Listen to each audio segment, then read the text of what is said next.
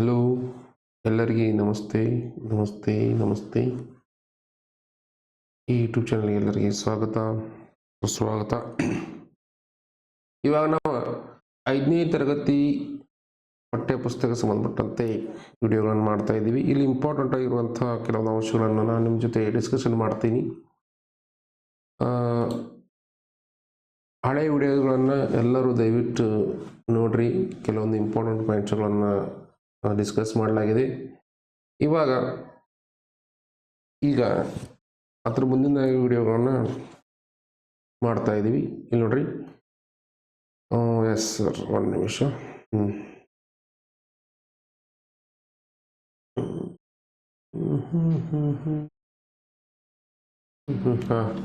ಇಲ್ಲಿ ನೋಡ್ರಿ, ಭೂಮಿಯ ಮೇಲೆ 71% ಏನದರಿ ನೀರದ ಅನ್ನುವಂಥದ್ದು. ನೀರಿನಿಂದ ಕೂಡಿದೆ. ಭೂಮಿಯ ಮೇಲ್ಮೈ 71% ನೀರಿನಿಂದ ಕೂಡಿದೆ. ನೆಕ್ಸ್ಟ್ ಉಳಿದಿರುವುದು 29% ಭಾಗ ನೆಲದಿಂದ ಕೂಡಿದೆ ಅನ್ನುವಂಥದ್ದು. ನೆಲ ಇದೆ ಅನ್ನುವಂಥದ್ದು ಇಂಪಾರ್ಟೆಂಟ್. ನೆಕ್ಸ್ಟ್, ಆ ಒಂದು ಭೂಮಿಯ ಸುತ್ತ ವಾಯುಗುಣ ಇದೆ. ಆ ವಾಯುಗುಣದಲ್ಲಿ ಆಕ್ಸಿಜನ್ ಇದೆ. ಸಸ್ಯಕ್ಕೆ ತಯಾರಿಕೆಗೆ ಮತ್ತು ಪೋಷಣೆಗೆ ಅಗತ್ಯವಾದ ಕಾರ್ಬನ್ ಡೈಆಕ್ಸೈಡ್ ಇದೆ. ನೈಟ್ರೋಜನ್ ವಾಯುಗೋಳದಲ್ಲಿದೆ ಅನ್ನುವಂಥದ್ದು ಇಂಪಾರ್ಟೆಂಟ್. ನೆಕ್ಸ್ಟ್, ನೀರು ಜೀವಿಗೆ ಅಗತ್ಯವಾದ ವಸ್ತು. ಇದು ಜಲಚಕ್ರ ಅಂತ ನಾವು ತಿಳ್ಕೊತೀವಿ. ಇಲ್ಲಿ ನೋಡ್ರಿ.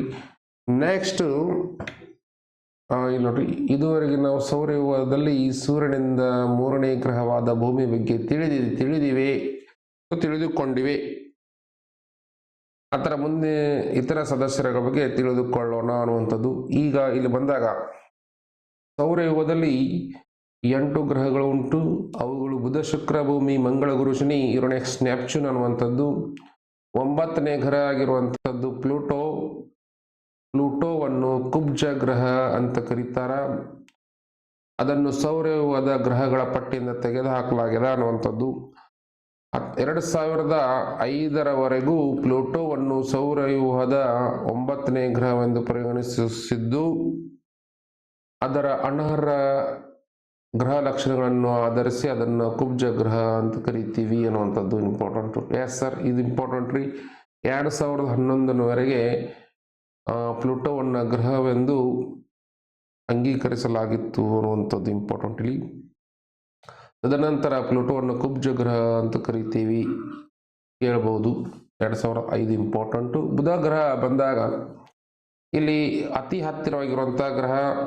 ಇದರಲ್ಲಿ ನೀರು ಇಲ್ಲ, ಬಹಳ ಬಿಸಿಯಾಗಿದ್ದು ಶುಷ್ಕ ವಾತಾವರಣ ಹೊಂದಿದೆ. ಇದು ಶಿಲಾ ಮೇಲ್ಮೈ, ಕಂದಕಗಳು, ಪರ್ವತಗಳಿಂದ ತುಂಬಿದ್ದು. ಇದು ಕಂದು ಬಣ್ಣವನ್ನು ಹೊಂದಿದೆ. ಇಂಪಾರ್ಟೆಂಟ್. ಇದು ಅತಿ ಹತ್ತಿರವಾಗಿರುವಂತಹ ಗ್ರಹ, ಅತಿ ಚಿಕ್ಕ ಗ್ರಹ, ಆಮೇಲೆ ಕಂದು ಬಣ್ಣವನ್ನು ಹೊಂದಿರುವಂತಹ ಗ್ರಹ. ಇದು ಎಲ್ಲಾ ಗ್ರಹಗಳಿಂದ ಕಡಿಮೆ ಅವಧಿಯಲ್ಲಿ ಈ ಸೂರ್ಯನನ್ನು ಸುತ್ತುತ್ತದೆ. ನೋಡಿ,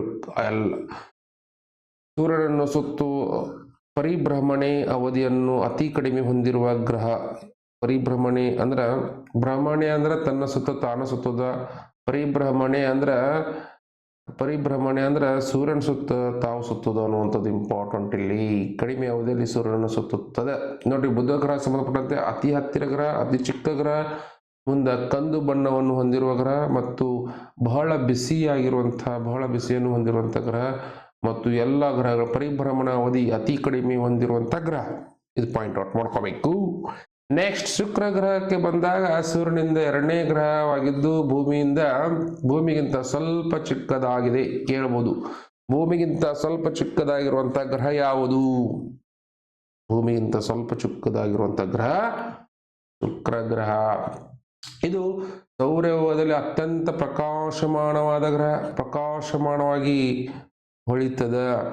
ಇದನ್ನು ಇದು ಇಂಪಾರ್ಟೆಂಟ್ ರೀ. ಬೆಳಗಿನ ಜಾವದಲ್ಲಿ ಬೆಳ್ಳಿ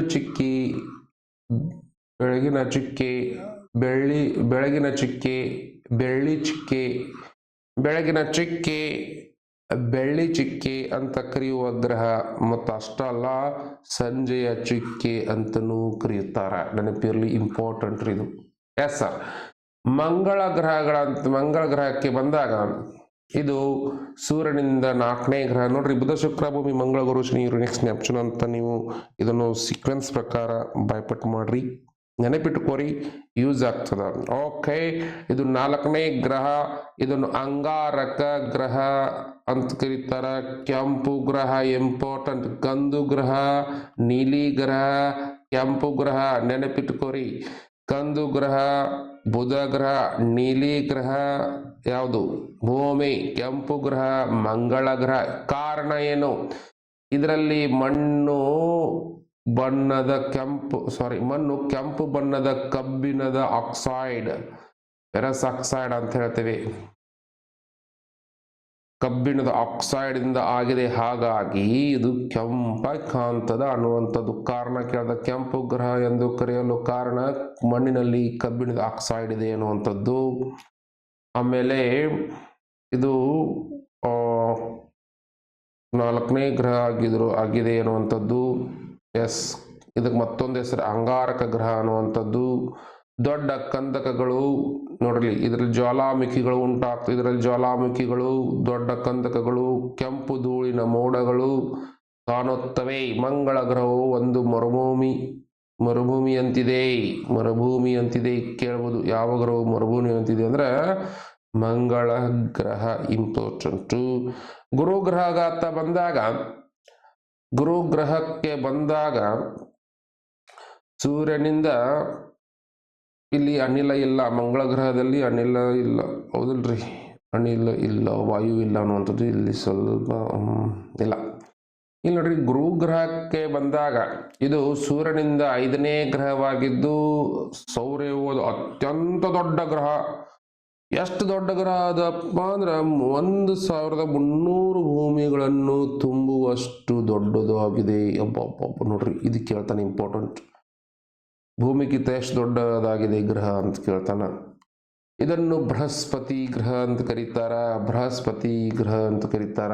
ಇದು ಅಪಾರ ಅನಿಲಗಳಿಂದ ತುಂಬಿದೆ. ಇಂಪಾರ್ಟೆಂಟ್, ಅನಿಲಗಳಿಂದ ತುಂಬಿದ ಗ್ರಹ, ದೊಡ್ಡ ಗ್ರಹ ಇದು. ಮುಂದೆ ಶನಿನ ಗ್ರಹ ಅನಿಲ ಇದೆ ಅಲ್ಲಿ, ನೆನಪಿರ್ಲಿ. ಹೆಂಗೆ ಕೇಳ್ತಾರ? ಅಪಾರ ಅನಿಲಗಳಿಂದ ತುಂಬಿದ ದೊಡ್ಡ ಗ್ರಹ. ಭೂಮಿಯ 3ರಷ್ಟು ವಿಸ್ತಾರವಾದ ದೊಡ್ಡ ಕೆಂಪು ಮಚ್ಚೆ ಹೊಂದಿದ ಗ್ರಹ. ದೊಡ್ಡ ಒಂದು ಮಚ್ಚೆ ಇದೆ. ಆ ಒಂದು ದೊಡ್ಡ ಮಚ್ಚೆ ಎಷ್ಟು ದೊಡ್ಡದಪ್ಪ ಅಂದ್ರೆ ಭೂಮಿಗಿಂತ 3 ಪಟ್ಟು ದೊಡ್ಡದ ಅನ್ನುವಂಥದ್ದು. ಧೂಳು ಮತ್ತು ಹಿಮಕಣಗಳಿಂದ ಕೂಡಿದ ತೆಳುವಾದ ಉಂಗುರಗಳು ಗುರುಗ್ರಹವನ್ನು ಸುತ್ತುವರಿದಿದೆ. ಉಂಗುರಗಳು ಸುತ್ತುವರಿದಿವೆ. ಇಂಪಾರ್ಟೆಂಟು. ಇಲ್ಲಿ ಏನು ಇಂಪಾರ್ಟೆಂಟ್ ಅಪ್ಪ ಅಂದ್ರೆ 5ನೇ ಗ್ರಹ ದೊಡ್ಡ ಗ್ರಹ. ಎಷ್ಟು ದೊಡ್ಡದು? 1300. ಬೃಹಸ್ಪತಿ ಅನ್ನುವಂಥ ಹೆಸರದ ಅನಿಲಗಳಿಂದ ಕೂಡಿದ ದೊಡ್ಡ ಗ್ರಹ. ಕೆಂಪು ಮಚ್ಚಿ ಎಷ್ಟು ದೊಡ್ಡದ ಅನ್ನುವಂಥದ್ದು ಇಂಪಾರ್ಟೆಂಟು. ಉಂಗುರಗಳನ್ನು ಕೂಡಿದೆ. ಇದು ಶಾರ್ಟ್ ನೋಟ್ಸ್, ಏಕದಮ್ ಶಾರ್ಟ್ ನೋಟ್ಸ್ ಮಾಡ್ಕೊರಿ. ಎಸ್, ಇದು ಸೂರ್ಯನಿಂದ 6ನೇ ಗ್ರಹವಾಗಿದ್ದು ಇದು ಗುರುಗ್ರಹದಂತೆ ಅನಿಲಗಳಿಂದ ಸುತ್ತುವರಿದಿದೆ. ಈ ಗ್ರಹವು ಸಹಸ್ರಾರು ಉಂಗುರಗಳನ್ನು ಹೊಂದಿದೆ ಅನ್ನುವಂಥದ್ದು. ಈ ಉಂಗುರಗಳು ಹಿಮ, ಕಲ್ಲು ಮತ್ತು ಧೂಳಿಗಳಿಂದ ಕೂಡಿದೆ.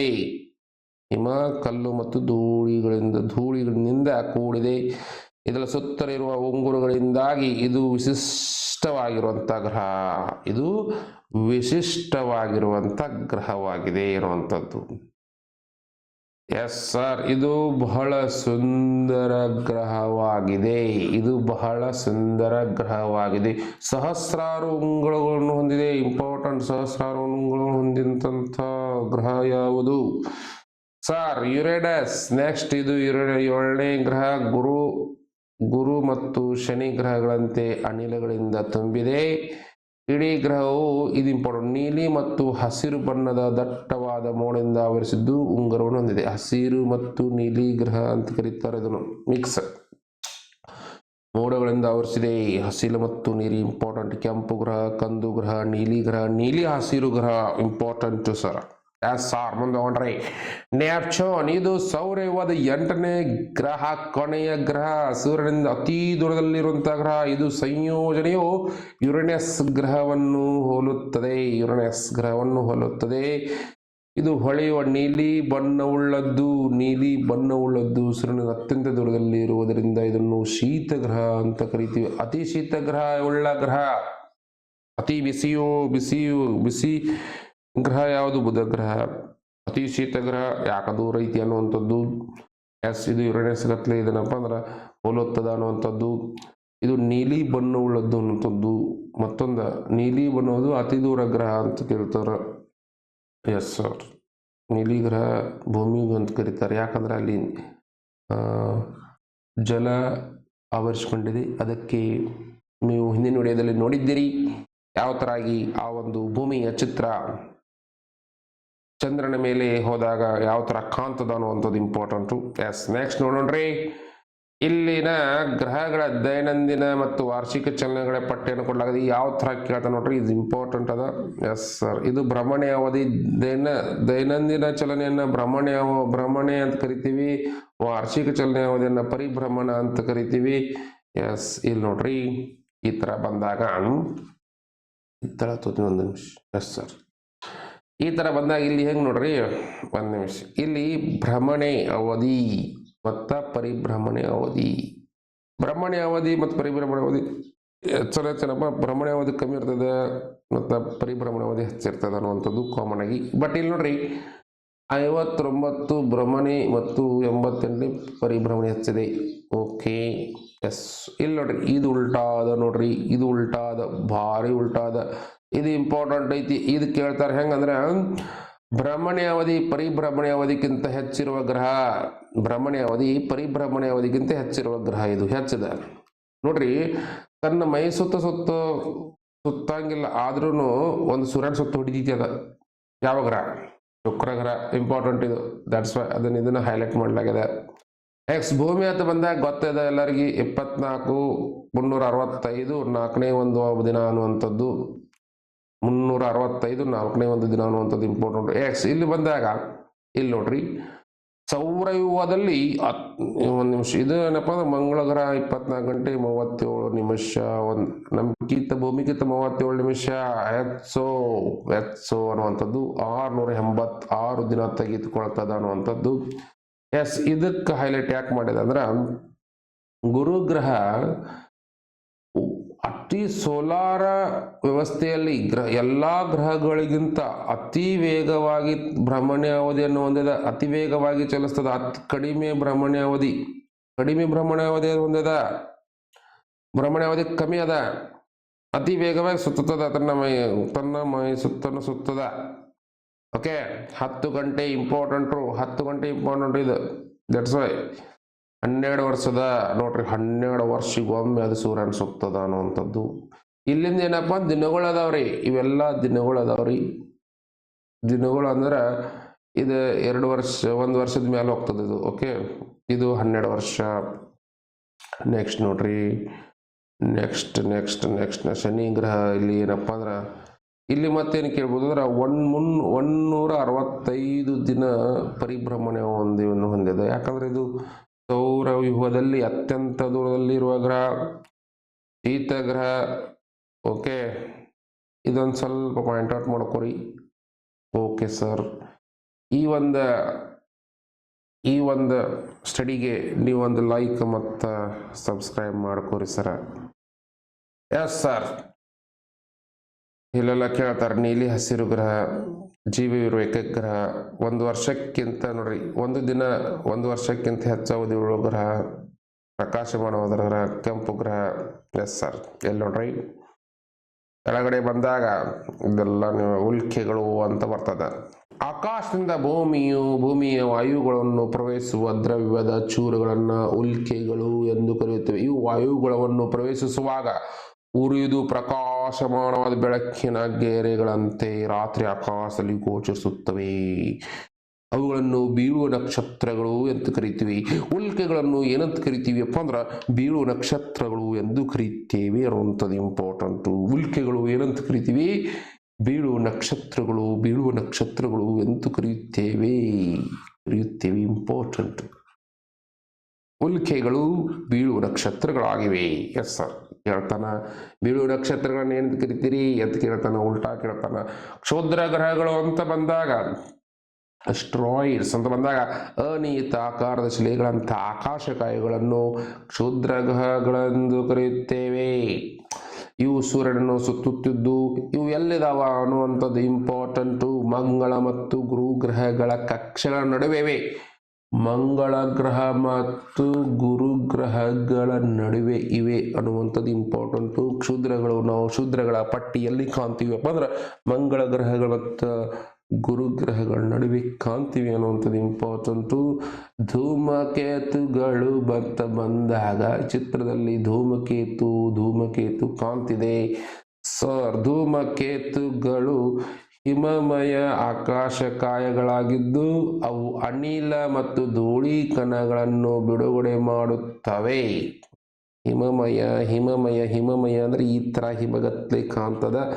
ಹಿಮಮಯ ಆಕಾಶಕಾಯಗಳಾಗಿದ್ದು ಇವು ಅನಿಲ ಮತ್ತು ಧೂಳಿ ಕಣಗಳನ್ನು ಬಿಡುಗಡೆ ಮಾಡುತ್ತವೆ. ಅವು ಸೂರ್ಯನನ್ನು ಸುತ್ತುತ್ತವೆ. ಇಂಪಾರ್ಟೆಂಟು. ಧೂಮಕೇತುಗಳು ಸೂರ್ಯನನ್ನು ಸುತ್ತುತ್ತವೆಯೇ? ಹೌದು. ಧೂಮಕೇತುಗಳು ಸೂರ್ಯನ ಹತ್ತಿರ ಬಂದಾಗ ಅನಿಲ ಮತ್ತು ಧೂಳಿನಿಂದ ಕೂಡಿದ ಉದ್ದ ಬಾಲಗಳನ್ನು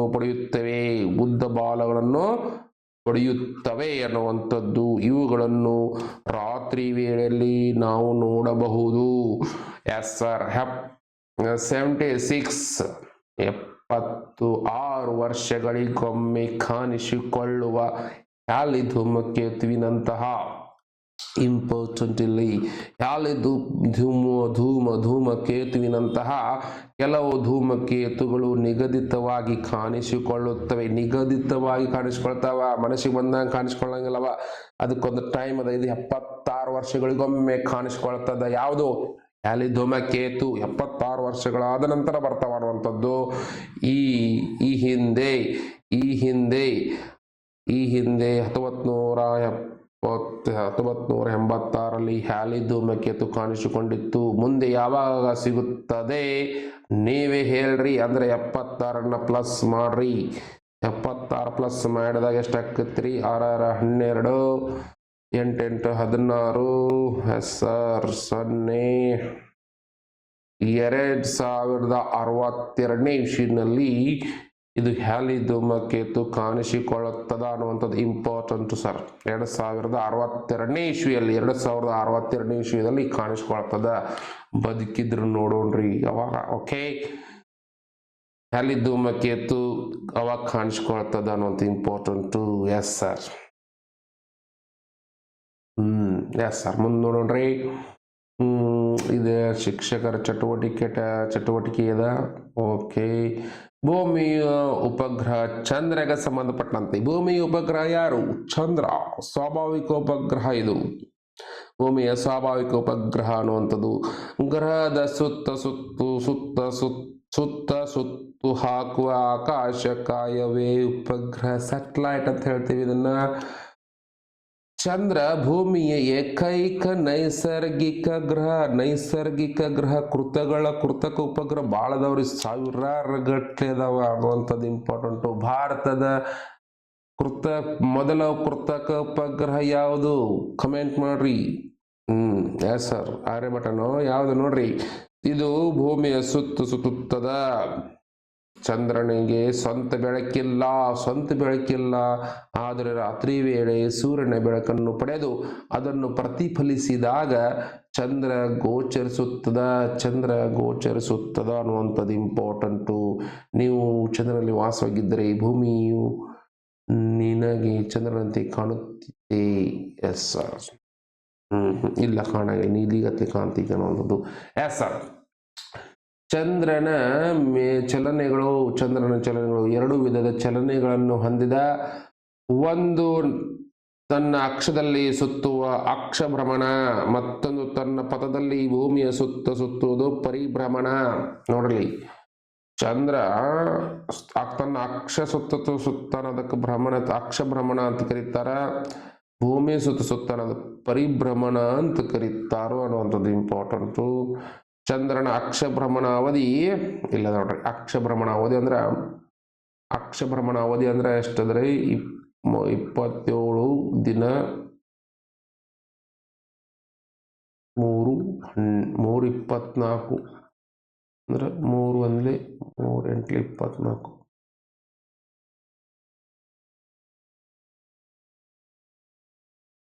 ಅಂದ್ರೆ 27 1 8 ದಿನ ಅಂತ ಇಷ್ಟ ಆಗ್ತದೆ ಅದು. ಓಕೆ, ಇಷ್ಟ ಆಗ್ತದೆ, ಇಷ್ಟು ದಿನ ಆಗ್ತದೆ ಅನ್ನೋದು 27 8ನೇ ಒಂದು ದಿನ ಆಗ್ತದೆ. ಮತ್ತು ಪರಿಭ್ರಮಣಾವಧಿ 29 ದಿನ ಆಗ್ತದ ಅನ್ನುವಂಥದ್ದು ಪರಿಭ್ರಮಣಾವಧಿ. ಭೂಮಿಯನ್ನು ಸುತ್ತುತ್ತಾನೆ ಚಂದ್ರ 29 ದಿನ ಸುತ್ತುತ್ತಾನ ಅನ್ನುವಂಥದ್ದು. 29 ಮ್ಯಾಲ 12 ದಿನ 12 ತಾಸು ತಗೋತಾನ. ನಮ್ಮ ಕ್ಯಾಲೆಂಡರ್ದಲ್ಲಿ 30 ದಿನ ಇದಾವ ಅನ್ನುವಂಥದ್ದು. ಸಾಮಾನ್ಯವಾಗಿ 31 ದಿನ ಅದಾವ, 31 ದಿನ ಇದಾವ ಅನ್ನುವಂಥದ್ದು. ಇದು 29 ದಿನ ತೆಗೆದುಕೊಳ್ತಾನ ಅನ್ನುವಂಥದ್ದು ಇಂಪಾರ್ಟೆಂಟ್. ಚಂದ್ರನು ಭೂಮಿಯ ಸುತ್ತುತ್ತಿರುವಾಗ ಅದರ ಸೂರ್ಯನ ಸಂಬಂಧಿತ ಸ್ಥಾನ ರಾತ್ರಿಯಿಂದ ರಾತ್ರಿಗೆ ಬದಲಾಗುತ್ತದೆ. ಸೂರ್ಯನ ಸಂಬಂಧಿಸಿದ ಸ್ಥಾನ ರಾತ್ರಿಯಿಂದ ಇದರ ಪರಿಣಾಮವಾಗಿ ನಾವು ಚಂದ್ರನ ಕಲೆಗಳನ್ನು ಕಾಣುವೆವು. ಕಲೆ ಅಂದ್ರೆ ಈ ತರ ಚಂದ್ರಕಾಂತನ, ಈ ತರ ಚಂದ್ರಕಾಂತನ ಅನ್ನುವಂಥದ್ದು. ಅಂದರೆ ಚಂದ್ರನ ವಿವಿಧ ಗೋಚರಿತ ಭಾಗಗಳೇ ಚಂದ್ರನ ಕಲೆಗಳು. ನೋಡ್ರಿ, ಚಂದ್ರನ ವಿವಿಧ ಗೋಚರಿತ ಭಾಗಗಳೇ ಚಂದ್ರನ ಕಲೆಗಳು. ಈ ಬಗ್ಗೆ ಮುಂದಿನ ತರಗತಿಯಲ್ಲಿ ಹೆಚ್ಚಿನ ತಿಳಿಯುತ್ತೇವೆ. ಇದು ಇಂಪಾರ್ಟೆಂಟ್ ಐತಿ ನೋಡ್ರಿ. ಚಂದ್ರನ ಕಲೆಗಳು ಅಂದ್ರೆ ಏನ್ರಿ? ಚಂದ್ರನ ಕಲೆಗಳು ಅಂದಾಗ ಚಂದ್ರನ ಮೇಲೆ ಇರುವಂತಹ ಕಲೆಗಳು ಅಲ್ಲ, ಚಂದ್ರನ ಮೇಲೆ ಬಿದ್ದಿರುವಂತಹ ಕಲೆಗಳು ಅಲ್ಲ, ಚಂದ್ರನ ಮೇಲೆ ಬಿದ್ದಿರುವಂತಹ ಕಂದಕಗಳು ಅಲ್ಲ. ಚಂದ್ರನ ಕಲೆಗಳು ಅಂದ್ರೆ ಚಂದ್ರನ ವಿವಿಧ ಗೋಚರಿತ ಭಾಗಗಳೇ ಚಂದ್ರನ ಕಲೆಗಳು ಅನ್ನುವಂಥದ್ದು. ವಿವಿಧ ಇಂಪಾರ್ಟೆಂಟ್. ಎಸ್ ಸರ್, ಈ ಬಗ್ಗೆ ಮುಂದಿನ ತರಗತಿಯಲ್ಲಿ ತಿಳಿದುಕೊಳ್ಳೋಣ. ಎಸ್ ಸರ್, ಈ ಚಂದ್ರನು ಪೂರ್ತಿಯಾಗಿ ಕತ್ತಲಿನಲ್ಲೇ ಇದ್ದಾಗ ಅದನ್ನು ಅಮಾವಾಸ್ಯೆ ಎಂದು, ಪೂರ್ತಿಯಾಗಿ ಬೆಳಕಿಯಲ್ಲಿ ಇದ್ದಾಗ ಹುಣ್ಣಿಮೆ ಎಂದು ಕರೆಯುತ್ತೇವೆ. Yes sir. ಇದೇನಪ್ಪ, ಒಂದು ದಿನ ಅಂದ್ರೆ ಸುಮಂಗತನ ಭೂಮಿಯು ತನ್ನ ಅಕ್ಷರ ತಾನೇ ಒಂದು ಸುತ್ತು ತಿರುಗಲು ಬೇಕಾವಧಿ ದಿನ ಅಂತ ಕರಿತೀವಿ. ಒಂದು ವರ್ಷದ ಪ್ರದಕ್ಷಿಣೆಗೆ ಬೇಕಾಗುವ ಸರಿಸುಮಾರು ಅವಧಿಗೆ 1 ವರ್ಷ ಅಂತ ಕರಿತೀವಿ. ಒಂದು ತಿಂಗಳ ಚಂದ್ರನ ಭೂಮಿಯ ಸುತ್ತ ಒಂದು ಪ್ರದಕ್ಷಿಣೆ ಹಾಕಲು ಬೇಕಾಗುವ ಅವಧಿಗೆ 1 ಮಾಸ ಅಂತ ಕರಿತೀವಿ ಅನ್ನುವಂಥದ್ದು. ಇದೊಂದು ಚಟುವಟಿಕೆ ಅದ. ಚಟುವಟಿಕೆ ಅಂದ್ರೆ ಏನಪ್ಪ ಅಂದ್ರೆ ಈ ಒಂದು ಟಾರ್ಚ್ ಅದ, ಒಂದು ಬಾಲ್ ಚೆಂಡು ಅದ, ಇದೊಂದು ಬಾಲ್ ಅದ ಅನ್ನುವಂಥದ್ದು. ಯಾವ ಥರ ಆಗಿ ಹಗಲು ರಾತ್ರಿಗಳು ಉಂಟಾಗ್ತಾವ ಅನ್ನುವಂಥದ್ದು ಒಂದು ಚಟುವಟಿಕೆ. ಎಸ್ ಸರ್, ಎಸ್ ಸರ್, ಇವೆಲ್ಲ ಇಂಪಾರ್ಟೆಂಟ್ ಇಲ್ಲ. ನೆಕ್ಸ್ಟ್ ಹೋಗ್ರಿ, ಇದೇನು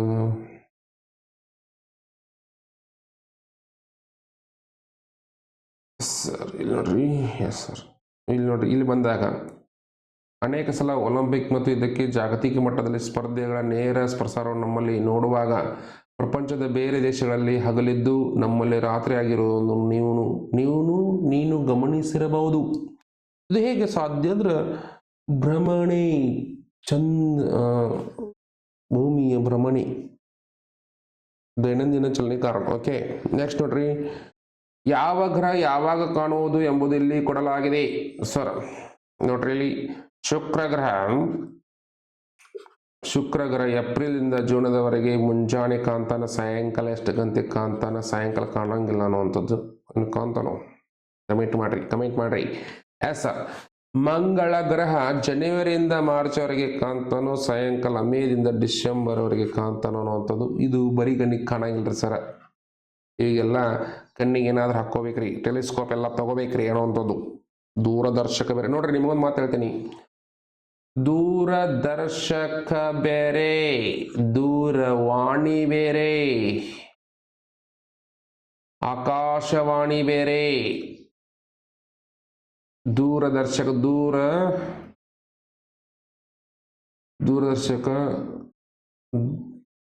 ದೂರದರ್ಶನ ಬೇರೆ. ಓಕೆ, ಇಲ್ಲಿ ನೋಡ್ರಿ, ಒಂದು ನಿಮಿಷ ಹೇಳ್ತೀನಿ. ಆಕಾಶವಾಣಿ ಬೇರೆ, ದೂರವಾಣಿ ಬೇರೆ, ದೂರದರ್ಶಕ ಬೇರೆ, ದೂರದರ್ಶನ ಬೇರೆ. ಮತ್ತೊಂದು ಸೂಕ್ಷ್ಮದರ್ಶಕ ಬೇರೆ, ಸೂಕ್ಷ್ಮದರ್ಶಕ ಅನ್ನುವಂಥದ್ದು. ಇಲ್ಲಿ ನೋಡ್ರಿ, ಆಕಾಶವಾಣಿ ಅಂದ್ರೆ ರೇಡಿಯೋ, ದೂರವಾಣಿ ಅಂದ್ರೆ ಟೆಲಿಫೋನ್, ದೂರದರ್ಶಕ ಅಂದ್ರೆ ಟೆಲಿಸ್ಕೋಪ್, ದೂರದ ವಸ್ತುಗಳನ್ನು ನೋಡ್ಲಿಕ್ಕೆ ಟೆಲಿಸ್ಕೋಪ. ದೂರದರ್ಶನ ಅಂದ್ರೆ ಟೆಲಿವಿಷನ್, ಟಿವಿ. ದೂರದರ್ಶಕ, ದೂರದರ್ಶನ. ಸೂಕ್ಷ್ಮದರ್ಶಕ ಅಂದ್ರೆ ನಿಮ್ಮ ಮೈಕ್ರೋಸ್ಕೋಪ್ ಅಂತ ನೋಡ್ರಿ, ಎಕ್ದಮ್ ಬ್ಯಾಕ್ಟೀರಿಯಾಗಳನ್ನು, ವೈರಸ್ಗಳನ್ನು ನೋಡುವಂಥ ಒಂದು ಸೂಕ್ಷ್ಮದರ್ಶಕ, ಲ್ಯಾಬ್ರೇಟರಿ ಇರ್ತದೆ. ಇದೆಲ್ಲ ನೆನಪಿರಲಿ. ಆಕಾಶವಾಣಿ, ದೂರವಾಣಿ, ದೂರದರ್ಶಕ. ಆಕಾಶವಾಣಿ, ದೂರವಾಣಿ, ದೂರದರ್ಶಕ, ದೂರದರ್ಶನ, ಸೂಕ್ಷ್ಮದರ್ಶಕ. ಇಂಪಾರ್ಟೆಂಟ್, ಸ್ವಲ್ಪ ಲಕ್ಷ ಇಟ್ಕೊರಿ. ಎಸ್, ನೆಕ್ಸ್ಟ್ ಇಲ್ಲಿ ನೋಡ್ರಿ, ಗುರುಗ್ರಹ ಅಂತ ಬಂದಾಗ ಫೆಬ್ರವರಿಯಿಂದ ಮೇವರೆಗೆ ಇರ್ತದ. ಸೆಪ್ಟೆಂಬರ್ ಇಲ್ಲಿ ಮುಂಜಾನೆ ಕಾಂತಾನು, ಇವು ಸೆಪ್ಟೆಂಬರಿಂದ ಡಿಸೆಂಬರ್ವರೆಗೆ ಸಾಯಂಕಾಲ ಕಾಂತಾನು ಅನ್ನುವಂಥದ್ದು ಇಂಪಾರ್ಟೆಂಟು. ಎಸ್ ಸರ್, ಇದು ಒಂದು ಚಟುವಟಿಕೆ ಕೊಡಲಾಗಿದೆ. ನೆಕ್ಸ್ಟ್ ನೋಡ್ರಿ, ಪ್ರಮುಖ ಲಕ್ಷಣಗಳು ಬಂದಾಗ ಇದು ಲಾಸ್ಟ್ ಅದ, ಸ್ವಲ್ಪ ತರ್ರಿ ಮುಗಿಸ್ಬಿಡ್ರಿ, ಪಾಠನ ಮುಗಿಸ್ಬಿಡ್ರಿ, 1 ನಿಮಿಷ. ನಿಮಗೆ ಗೊತ್ತೇನ ಅಂತದ್ದು, ಸೂರ್ಯ ಮತ್ತು ಅದರ ಸುತ್ತಲೂ ಆಕಾಶಕಾಯಗಳ ಸಮೂಹಕ್ಕೆ ಸೌರವ್ಯೂಹ ಅಂತ ಕರಿತೀವಿ. ಎಲ್ಲ ಕೂಡಿ ಸೌರವ್ಯೂಹ ಬರ್ತದನ್ನ ಹೇಳೇನ್ರಿ. ಗ್ರಹಗಳು ಬಂದು, ಉಪಗ್ರಹಗಳು ಬಂದು, ಕ್ಷುದ್ರಗಳು ಬಂದು, ಉಲ್ಕೆಗಳು ಬಂದು, ಧೂಮಕೇತುಗಳು ಬಂದು, ಸೌರವ್ಯೂಹ ಅಂದ್ರ. ಓಕೆ. ಎಸ್, ಮಂಗಳ ಗ್ರಹದ 2 ನೈಸರ್ಗಿಕ ಉಪಗ್ರಹಗಳೆಂದರೆ ಇದು ಇಂಪಾರ್ಟೆಂಟ್. ಮಂಗಳ ಗ್ರಹಕ್ಕೆ 2 ನೈಸರ್ಗಿಕ ಉಪಗ್ರಹ ಯಾವ್ದಪ್ಪ? ಫೋಬೋಸ್, ಡೈಮೋಸ್. ಗುರುಗ್ರಹಕ್ಕೆ 67ಕ್ಕೂ ಹೆಚ್ಚು ನೈಸರ್ಗಿಕ ಉಪಗ್ರಹಗಳಿವೆ. ಮತ್ತ ಶನಿ ಗ್ರಹಕ್ಕೆ 62ಕ್ಕಿಂತಲೂ ಹೆಚ್ಚು ನೈಸರ್ಗಿಕ ಉಪಗ್ರಹಗಳಿವೆ. ನೋಡ್ರಿ, 67ಕ್ಕೂ ಹೆಚ್ಚು ನೈಸರ್ಗಿಕ ಉಪಗ್ರಹಗಳಿವೆ. ಯಾವ್ದಕ್ಕ? ಗುರುಗ್ರಹಕ್ಕ. ಶನಿ ಗ್ರಹಕ್ಕೆ 62 ಅಂತ ನೆನಪಿಟ್ಕೊರಿ. ಯುರೇನಸ್ ಗ್ರಹಕ್ಕೆ ಕನಿಷ್ಠ 27 ನೈಸರ್ಗಿಕ ಉಪಗ್ರಹಗಳಿದ್ದರೆ ನೆಪ್ಚೂನ್ ಗ್ರಹಕ್ಕೆ 14 ನೈಸರ್ಗಿಕ ಉಪಗ್ರಹಗಳಿವೆ. Yes sir. ಬುಧ ಮತ್ತು ಶುಕ್ರ ಗ್ರಹಗಳಿಗೆ ಯಾವುದೇ ನೈಸರ್ಗಿಕ ಉಪಗ್ರಹವಿಲ್ಲ. ಇಂಪಾರ್ಟೆಂಟ್. ಎಸ್ ಸರ್, ಇಲ್ಲಿ ನೋಡ್ರಿ,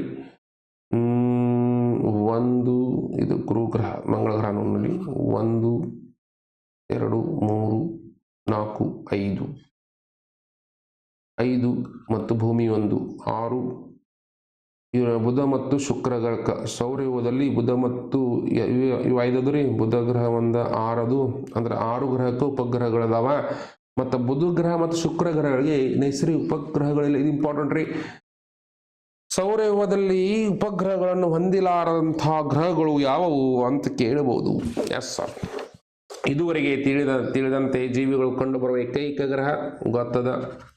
ಎಸ್ ಸರ್. ಮುಂದೆ ಹೋಗೊಂಡ್ರಿ, ವಿವಿಧ ಉದ್ದೇಶಗಳಿಗೆ ಮಾನವರು ನಿರ್ಮಿಸಿದ ಅನೇಕ ಕೃತಕ ಉಪಗ್ರಹಗಳು ಭೂಮಿಯನ್ನು ಸುತ್ತುತ್ತಿವೆ. ಭಾರತದ ನಿರ್ಮಿತ ಮೊದಲ ಕೃತಕ ಉಪಗ್ರಹ ಆಗಲೇ ಕೇಳಿದ್ದೆ, ಆರ್ಯಭಟ ಅನ್ನುವಂಥದ್ದು.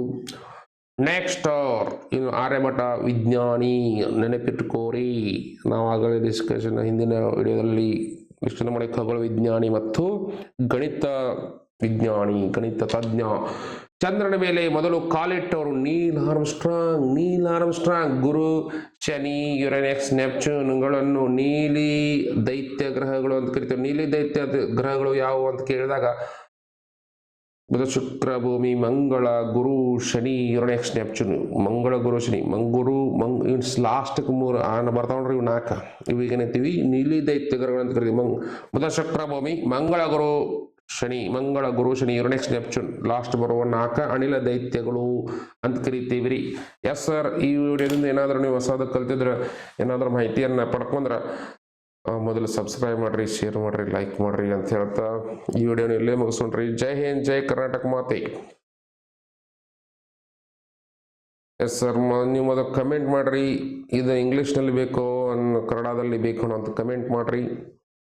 ಮುಂದೆ ವಿಡಿಯೋಗಳನ್ನ ಇಂಗ್ಲೀಷ್ ಟೆಕ್ಸ್ಟ್ ಬುಕ್ ತಗೊಂಡು ಡಿಸ್ಕಷನ್ ಮಾಡೋಣ. ನೋಡ್ರಿ, ಶಾರ್ಟ್ ಪಾಯಿಂಟರ್ಸ್ ಮಾಡ್ಕೊರಿ. ನಾನು ಮಾಡಿದ್ನಿ ಅದನ್ನ ನಿಮಗೆ PDF ರೆಡಿ ಮಾಡಿ ಒಂದು ನಿಮಗೆ ಸ್ಯಾಂಪಲ್ ತೋರಿಸ್ತೀನಿ, ಯಾವ ಥರ ಈ ಒಂದು ಪಾಠದ ಮೇಲೆ ಮಾಡೀನಿ. ಮುಂದಿನ ವಿಡಿಯೋ ತೋರಿಸ್ತೀನಿ. Thank you for watching this video. Thank you.